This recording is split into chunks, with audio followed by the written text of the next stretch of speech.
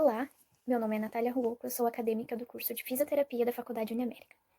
Eu vou falar sobre algumas patologias do sistema respiratório. Uma delas é a bronquite crônica, que é uma doença obstrutiva, e a outra é a pneumonia, que é uma patologia restritiva. A bronquite crônica faz parte do grupo DPOC, que é a doença pulmonar obstrutiva crônica. Então vamos entender um pouquinho do que é esta patologia. Bom, a bronquite crônica, ela é uma inflamação dos brônquios. E o que ocorre nesses brônquios? Ocorre, como eu disse, uma inflamação, vem tendo um excesso de muco, de secreção dentro desses brônquios, o que pode levar a ter broncoespasmo.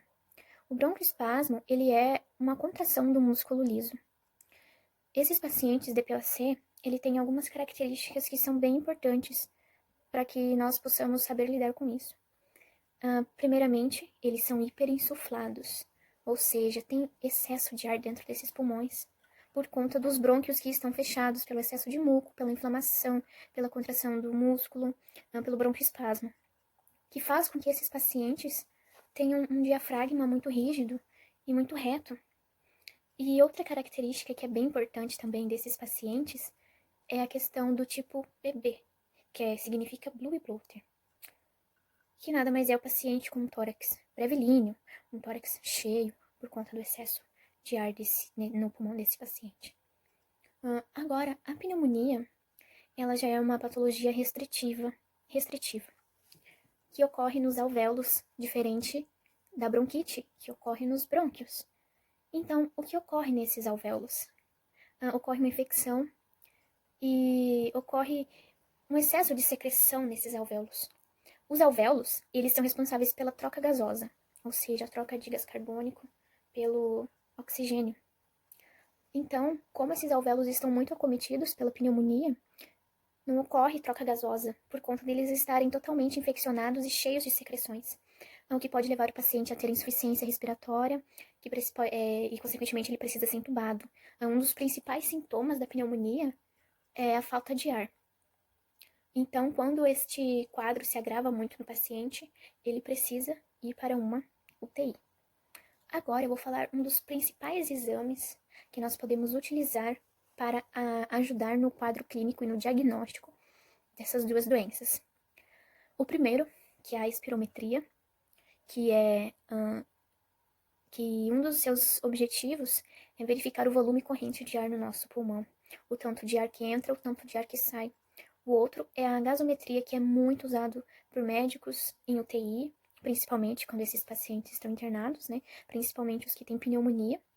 É utilizado para verificar a quantidade de oxigênio, se ele está com a acidose respiratória, que é o nível de pH muito baixo, ou se ele está com alcalose respiratória, que é o nível de pH muito elevado, se ele está com hiperoxemia, que é o excesso de oxigênio no organismo, ou se ele está com hipoxemia, que é o pouco oxigênio no nosso organismo. E também um dos principais e mais comuns exames, que é o raio-x, que aí sim a gente vai conseguir verificar o tamanho do pulmão, qual a gravidade da doença, qual a gravidade que está a bronquite, qual a gravidade que está a pneumonia. Então esses exames são de extrema importância. Não só os exames, mas como algumas condutas que nós fisioterapeutas temos que ter, não só com o paciente internado, mas sim aquele paciente que foi para uma consulta médica e o médico indicou a fisioterapia. E então eu vou mostrar essas condutas para vocês com uma cobaia que eu tenho aqui, e conforme ela vai fazendo as demonstrações de técnicas e manobras para essa recuperação ser mais eficaz, eu vou falando qual que é para DPOC e qual que é para pneumonia.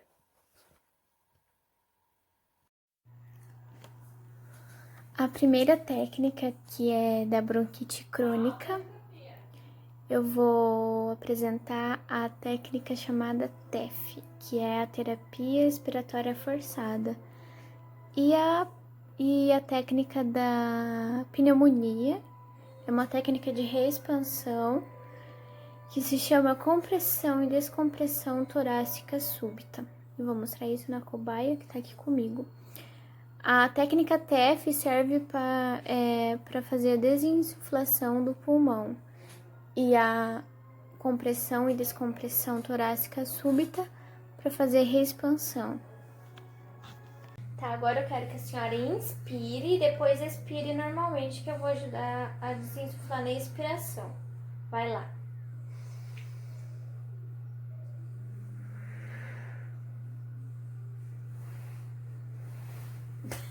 Ai, que dor. Agora é a técnica de compressão e descompressão torácica. Vai.